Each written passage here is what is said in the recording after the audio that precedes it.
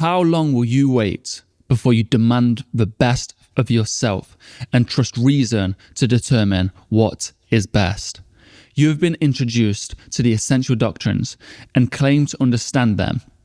So, what kind of teacher are you waiting for that you delay putting these principles into practice until he comes? You are a grown man already, not a child anymore. If you remain careless and lazy, making excuse after excuse, fixing one day after another, when you will finally take yourself in hand, your lack of progress will go unnoticed. And in the end, you will have lived and died unenlightened. Finally, decide that you are an adult who is going to devote the rest of your life to making progress. Abide by what seems best as if it were an inviolable law. When faced with anything painful or pleasurable, anything bringing glory or disrepute, realize that the crisis is now, that the Olympics have started, and waiting is no longer an option, that the chance for progress, to keep or lose, turns on the events of a single day. That's how Socrates got to be the person he was, by depending on reason to meet his every challenge. You are not yet Socrates, but you can still live as if you want to be him. This is a passage from the Enchiridion, chapter 51, by Epictetus. Epictetus was a Greek-born crippled slave turned philosopher. Epictetus was a great man, admired by many for his character. Marcus Aurelius was inspired by Epictetus, and he quotes him in the Meditations. Epictetus was a very admirable character. And what is so admirable about his lessons here, it's unlike any other literature. It's so practical. And I believe this passage right here, it's not just some advice you hear, it's not just some wisdom you hear. If you actually listen to what he's saying, it will change your life. So that's what I'm here to do, explain what he means by this and how to incorporate it into your life. Welcome back to The Everyday Stoic with myself, William Mulligan, author of The Everyday Stoic, Simple Rules for a Good Life, which is available. Today's episode is powered by Huel. Huel is a quick, affordable, nutritiously complete food with everything that your body needs, and it's delicious. So, how long will you wait before you demand the best of yourself and trust reason to determine what is best? It's a simple question. He's posing a question, but he's saying, when will you wait to trust reason to determine what is best? So the Stoics believed in this concept of dichotomy of control, which I'm sure you already know if you're watching this video, the dichotomy of control, understanding what is in and out of our control. But then there's the understanding of what is good and what is bad, as taught by the Stoics. Virtue alone is good, vice alone is bad. Only things that are in our control can be good or bad. And this is where we have reason to dictate what we do, the opinions we have, the things we move towards, the things we move away from, our assent and our desire. So we have this reason. It is what the Stoics believed, a gift from Zeus. It was a fragment of Zeus, a gift from God. We've been given this reason, this powerful gift, and we can wield it. So how long will you wait to trust reason to determine what's best? We know the doctrines. We understand what is good, according to the Stoics. We understand what is preferable, according to the Stoics. So follow virtue. We have reason to follow virtue. Trust your reason. You have been introduced to the essential doctrines and claim to understand them. So what kind of teacher are you waiting for that you delay putting these principles into practice until he comes? You're a grown man already, not a child anymore. If you've been reading any of the Stoics, you've been reading Marcus Aurelius, Epictetus, Seneca, Masonius Rufus, Zeno, Cleanthes, anyone, if you've been reading these people, or you've been watching my videos, you've been watching Donald Robertson, Ryan Holiday, Massimo Pigliucci, you've been watching Brittany Pollack, anyone, and you're starting to understand these things, but why aren't you putting them into practice? Epictetus is saying that don't just talk about your philosophy, embody it. Stoicism is a practical philosophy. It's a practical guide to the good life. It's something we incorporate in our life. It's not just something you listen to unless you just love to study Stoicism, study philosophy just for the thrill of it. But if you're wanting to improve your life, what are you waiting for? You know the doctrines.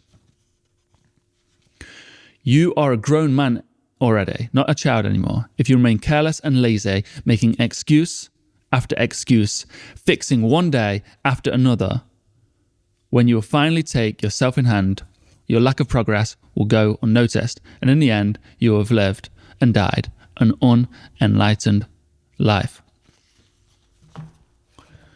By being careless and lazy, you're not putting your Stoic principles, you're not putting your reason into practice.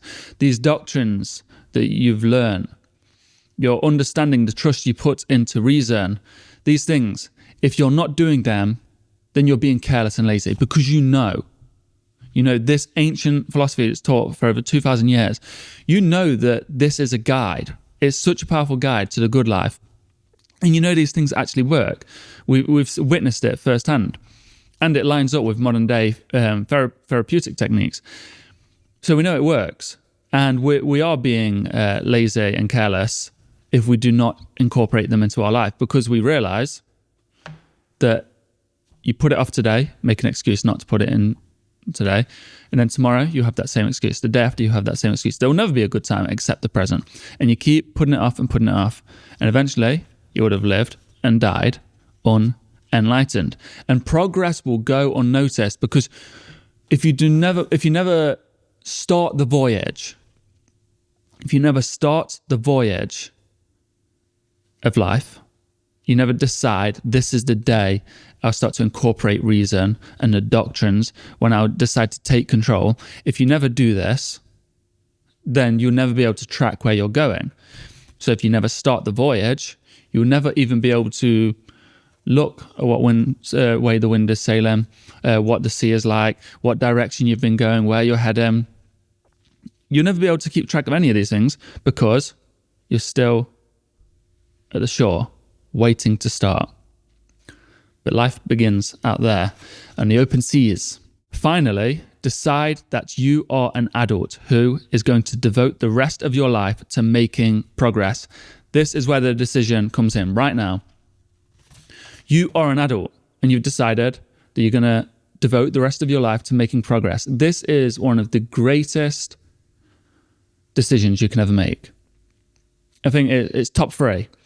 The rest of your life is going to be devoted to making progress. Now, it sounds simple. I was listening to Inky Johnson, the motivational speaker. He was saying that this is what separates successful people from non-successful people, is they see every day as a journey of progress. Every day is just a step, building your character. Whereas other people, they ignore this fact, they ignore this progress, and life's just pushing them down. They're never building up. Challenges are just challenges. Defeats are just defeats. Blows and hits from life are just a way for you to be kicked down. But a successful person sees it, as Epictetus saw it as a sparring partner. The kicks and blows of life are there to challenge you, to teach you. A sparring partner is going to hurt you, but they do it for good reason, and as is life. So start right now. Devote the rest of your life to making progress, because every single day that follows will build you up a little bit, build you and prepare you for the next challenge that follows of life, and it will be making you a better and better person. This is one of the greatest steps you can ever take in life. One of the greatest journeys. And I'll talk about the other journeys you can take, because there's not many more. But devoting your life to progress, it's incredible. Abide by what seems best as if it were an inviolable law. What seems best? Begin by following the Stoic principles of good. Virtue alone is good. Wisdom, courage, temperance, justice. These are good.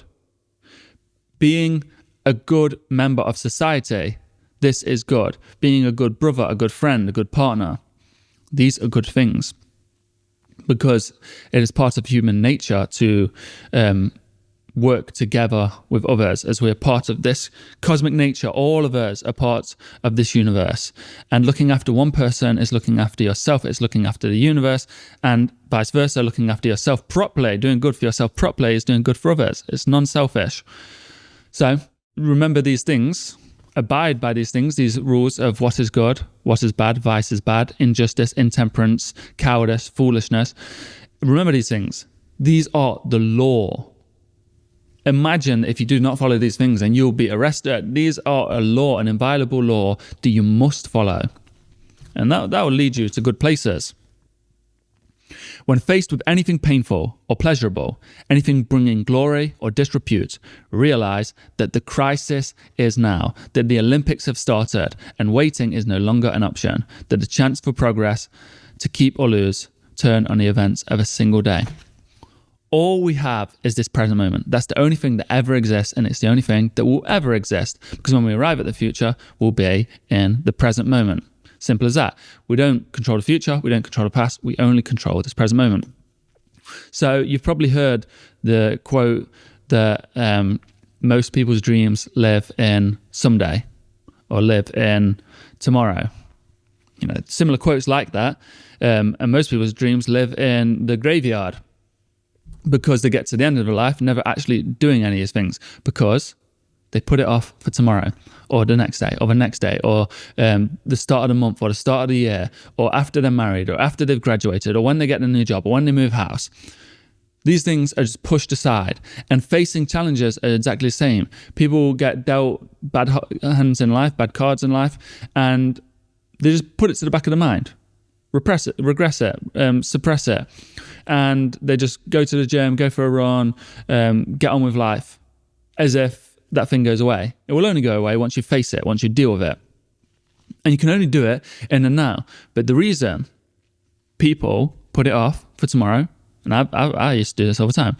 I still do this with things. I'm still growing and learning. That's the great thing. The reason people put it off for tomorrow is because it's easier to be hopeful than it is to be disciplined. It's easier to be hopeful than it is to face the resistance today. So you put it off for the future, where you'll become a lazier person, a person that puts things off. You see, when you put something off today, tomorrow you would have made the habit a little bit better. You'll be better at putting things off. And in a year's time of putting things off every day, you'll get really good at putting things off. So when you arrive in the future, you won't just have all these problems you've been putting off. You'll also have that poor mindset of putting things off. Do it today. Do it now.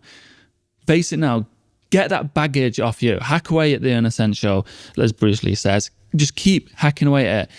Lighten that load. Become lighter in this present moment. You shouldn't have anything weighing on your shoulders in this present moment except the things exactly around you. That is how Socrates got to be the person he was, by depending on reason to meet his every challenge.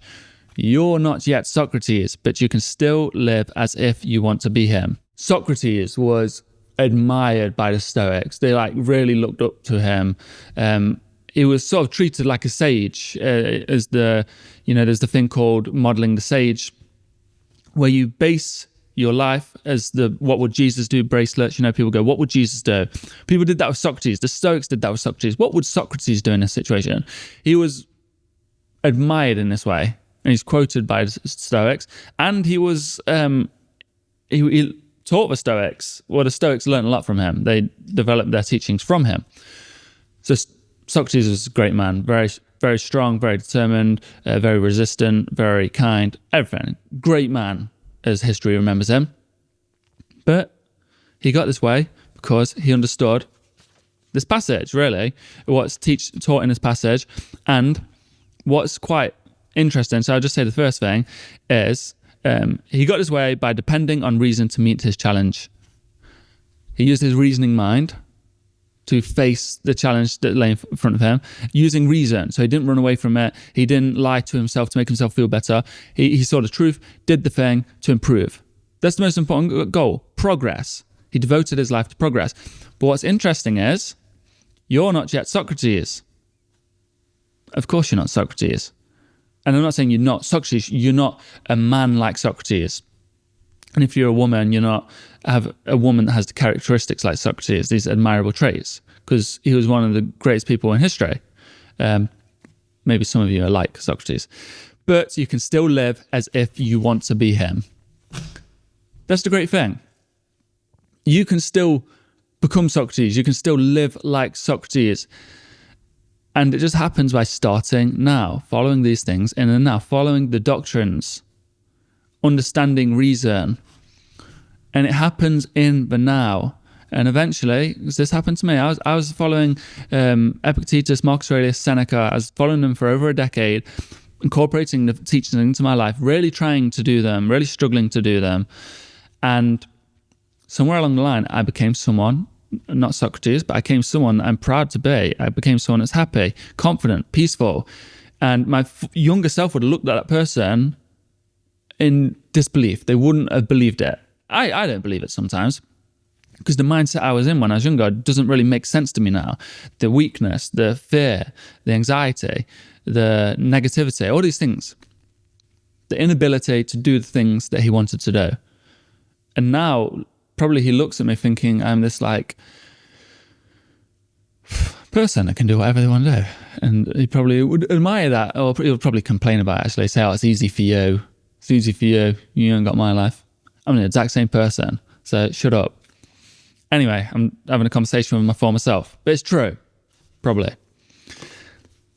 So I incorporated these things into my life, and they improved my life drastically. So do them. What are you waiting for? You're a man now. You're no longer a child. You're a woman now. You're no longer a child. Get these things going. And if you want help with getting these things going, my book, The Everyday Stoic, Simple Rules for a Good Life, it really condenses all this, simplifies it, makes it so practical. And I've been getting so much feedback from people saying they didn't really understand Stoicism. They read this book and they're like, oh, I get it now. I really get it. Because I was reading these things going like, well, this doesn't even make sense, because I didn't study or anything. I just read these books. I wasn't very smart. I went straight into bricklaying. Whilst I was bricklaying, I was reading them going like, how do I improve my life doing this? How do I do this? And eventually it starts to really make sense, and get it into my life. And this is that journey I took. So if you follow this, you'll be able to take that same journey. And it's a beautiful looking book. Anyway, the beauty is not mine, as Marcus Aurelius says. The beauty is the book's. I can't be proud of this. The beauty of this, I can't brag about the beauty of this, because it is not me. He says, like a man bragging about the beauty of his horse. Anyway, I hope you enjoyed today's lesson. I hope you actually put it into your life. This is what I want to know. If you made it this far, if you're actually incorporating these things into your life, leave a comment. Just say Stoicism. Just write Stoicism and I'll know, unless you want to actually leave a full-on comment. Write Stoicism in the comments and I'll know that you're actually incorporating these things into your life, and I'll know that what I'm doing is working, and I can keep improving on that, guiding you, because I've made this journey. It's just incredible. I sometimes can't believe that I got there. When I was younger, I would never have thought I could be a person like this. Never actually thought that happiness was possible, confidence possible, having control is possible, all these things. And I want to give back to people. I want to give back to you. I want you to make that same journey. It took me like 10 years, but I was making it all up as I was going along. I've actually condensed it into this, and it makes sense now. So hopefully it takes you a lot shorter. Just number one thing is take action. Actually do the things. So comment Stoicism, so I know that you're doing these things. And if you're watching this on YouTube, please subscribe. If you're watching this, listening on Spotify, Apple, leave a review, leave a rating, just click that star. It'll be very helpful. It's you giving back to me, and I appreciate that. And today's episode was powered by Huel. Huel is a quick, affordable, nutritiously complete food with everything that your body needs. If you have any interest in Huel products, then click the link in the description. Thank you for watching. Have a great day.